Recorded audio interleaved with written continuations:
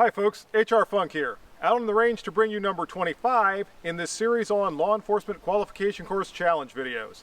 Now if you've not seen any of the series to this point, what I'm attempting to do is to fire a law enforcement firearms qualification course from each of the 50 states for the purpose of comparing and contrasting those courses and ultimately determining what I think is the best law enforcement firearms qualification course in the country.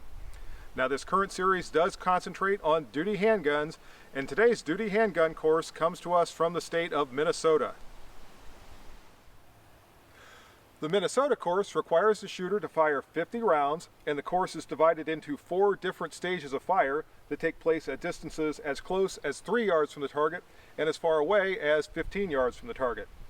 The course has a qualification standard of 70%, which means when I'm all done, at least 35 of the 50 rounds that I fire have to be inside the light colored area on the Q target back here. Now the Q target is not the official Minnesota qualification target. I was not able to get one of those, but I think it will be a good stand-in as I shoot my way through this course. Today's challenger is the pistol that up until about 9 months ago was my duty pistol.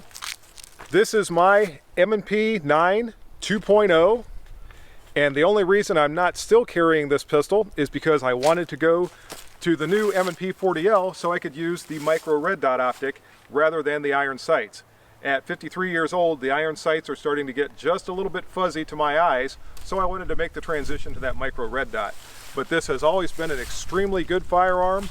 I don't expect to have any problems with it at all today, and I think it's going to do very well as I shoot my way through this Minnesota qualification course. And here we go, folks. The first stage of this Minnesota qualification course begins at a distance of 3 yards from the target. From here, on the signal to fire, I have to fire 3 rounds into the body of the target in a time limit of 3 seconds. Now, the one thing the course description does not specify is whether or not the shooter begins with the firearm secured in the holster, or if the shooter begins with the firearm in a ready position. I'm going to fire the drill beginning with it secured in the holster and try to get all 3 of my shots off within that 3-second time limit.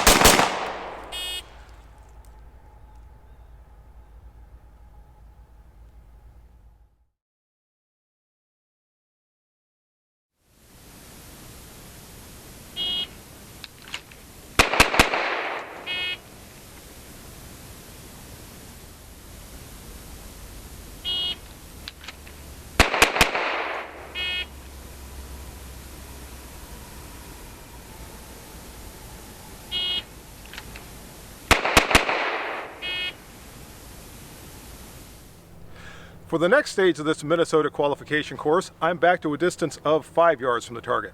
And from here, I actually fire 3 different exercises. For the first, I fire 5 rounds into the body of the target using a 2-handed grip. For the second exercise, I fire 5 rounds into the body of the target using my dominant hand only. And for the third exercise, I fire 4 rounds into the body of the target using my non-dominant hand only. Now, something that's interesting about this stage is there are no time limits assigned to any of these 3 drills. So I will be using my timer just as a signal to begin, but there are no time limits that I have to fire out these shots within.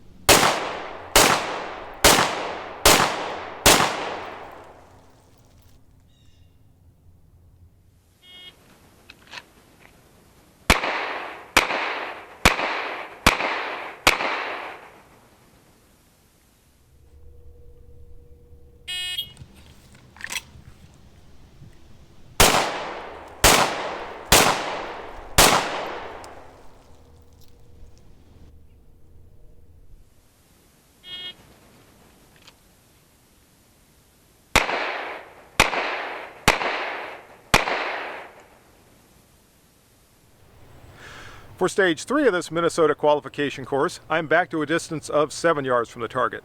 And from this distance, I fire 3 different exercises, each of which require me to perform malfunction clearing drills.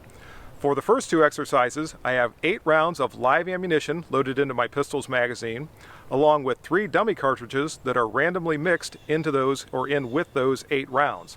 On the third and final exercise, I basically perform the same exact drill, only that time I have 4 rounds of live ammunition and 2 dummy cartridges mixed in.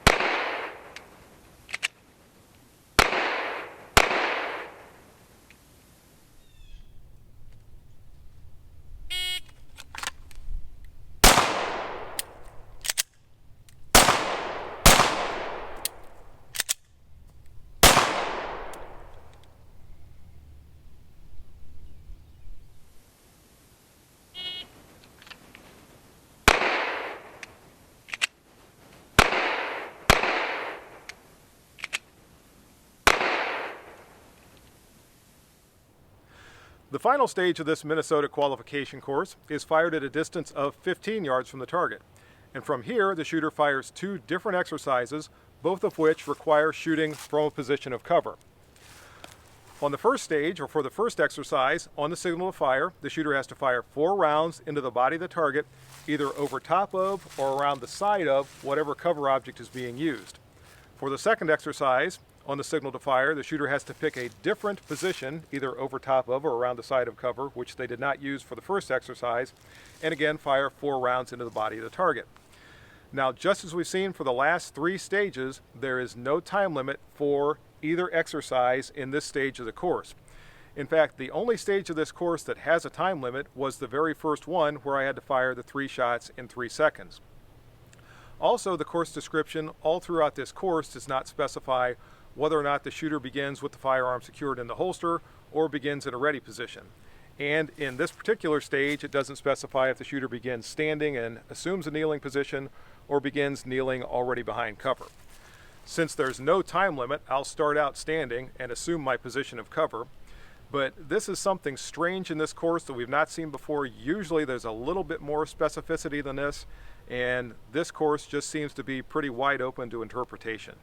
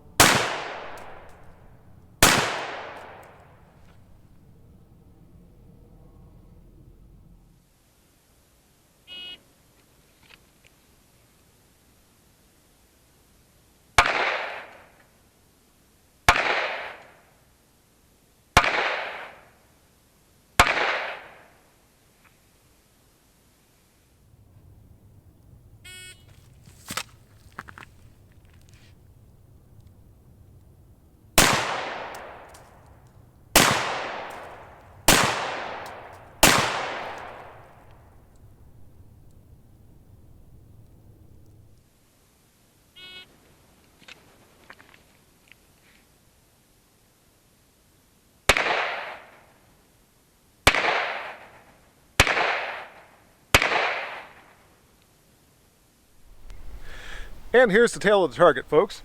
At the end of the day, after firing 50 rounds during that Minnesota Handgun Qualification course, all 50 of those rounds struck within the proper area on the cue target, so that does represent a qualifying score on this course. You may remember at the very beginning of the course, I mentioned that the qualification standard is 70%, meaning 35 shots had to strike within this area, and in this case, all 50 of my shots are in there. So thoughts on this Minnesota course. First off, there were some things that I very much liked about it. That very first exercise, firing the 3 shots in 3 seconds with a draw. Now, as I said a little while ago, there was nothing saying I had to perform a draw prior to firing my 3 shots in that exercise, but I just felt like that's the way the drill should be performed. And when you fire that exercise and you assume the draw itself takes about a second's worth of your time limit, then you only have 2/3 of a second for each of your 3 shots. And to fire off your shots accurately within that brief of a time limit really is pretty good shooting. When we moved on to stages 2, 3, and 4, I liked the dominant and non-dominant hand shooting. I liked the malfunction clearing, although I thought it was a little bit excessive in this particular case. And I liked the shooting from cover at 15 yards. But the big thing that really takes away from this course is the lack of a time limit for any of those stages after the very first one. And when you do that, it really allows the shooter to be comfortable. It takes away a lot of that stress that you try to artificially induce with a time limit. You may notice I have about a golf ball size hole in the middle of my target back here. I'm not sure how many bullets went through that exact same hole, but it's because I was able to relax and take my time and squeeze the trigger and fire accurate shots. Normally, when you have that time limit imposed and the shooter has to try to speed up their trigger squeeze a little bit and get the shots off within that time limit, whatever it might be, you see those shots or those shot groups start to open up just a little bit. And I'm sure that officers in Minnesota perform training under time limits. I'm positive of it. So nothing that I'm saying is intended to be insulting toward police officers in Minnesota or anyone who comes up with this course. But I just think it could be improved greatly by adding those time limits to the qualification course. Similarly, we did not see a reloading stage. There was no shooting beyond a distance of 15 yards, so there was no true long range stage. So all in all, I think when I plug the Minnesota course into my evaluation protocol, it's not going to score real high. I think it could be improved pretty easily by adding some time limits and maybe by adding a few more drills. Something as simple as a failure drill would improve this course. A failure drill while maybe moving away from the target, maybe start a little bit closer than the first drill did at 3 yards, start at a yard and a half or something, have the shooter perform a failure drill while backing away, would improve this course tremendously. But again, the big thing is just a lack of time limits really takes away from this course. And here's one last look at today's challenger. My M&P9 didn't let me down. I knew it wouldn't. This has been a very solid performer. You may remember this pistol from the video I did. Now it's been almost 3 years ago. I think I made that video in February, and this coming February, in just a couple of months, that'll be 3 years old. And during most of that time, since I first posted that video, I carried this as my duty weapon, and it was an extraordinarily good pistol. It's still a good pistol, and you can see by the shooting on this course that it's capable of very accurate shooting. Folks, I wanted to say a couple of things quick before I go. First off, this is my 25th installment in this series on qualification challenge videos. So at this point, I have fired courses from half of the states in the country. So I'm halfway to my goal. Now that being said, because we're now in November, and as we get toward late fall and into the winter, the weather here in Ohio is going to deteriorate. So the rate at which you see these qualification videos is probably going to diminish somewhat. They're not going to be quite as frequent. Now, I'm going to keep making them, so if you don't see a qualification video for a while, don't think that I've abandoned the project or anything like that. I'm still going to be working my way toward the goal of firing a course from each of the 50 states. But as we progress through the winter, I'm just not going to fire them quite as often. When spring gets here, the weather gets nicer, and I can get out more often to the range, I'll pick the tempo right back up, and we'll see if we can get the rest of the 50 states knocked out at least by maybe midsummer next year. Also, something else I want to mention is that I still need courses from 10 states, and I'll put a list of those 10 states here at the end of this video. If you happen to live in one of those states and you have access to your state's law enforcement firearms qualification courses and you can get me copies of those courses, please let me know in the comments section. As always, if you can get me a target or two, that's greatly appreciated. And if you're in one of those states and your state does not have a statewide law enforcement qualification course, but you can get me a copy of a course used by a local agency, I'll use that course to represent your state. The good news today is that even though the qualification challenge videos are going to be slowing down just a little bit, I have a lot of other videos that have been on the back burner for quite a while, and I can now start working on those. My plan is to still put out a video about once a week, as often as I can.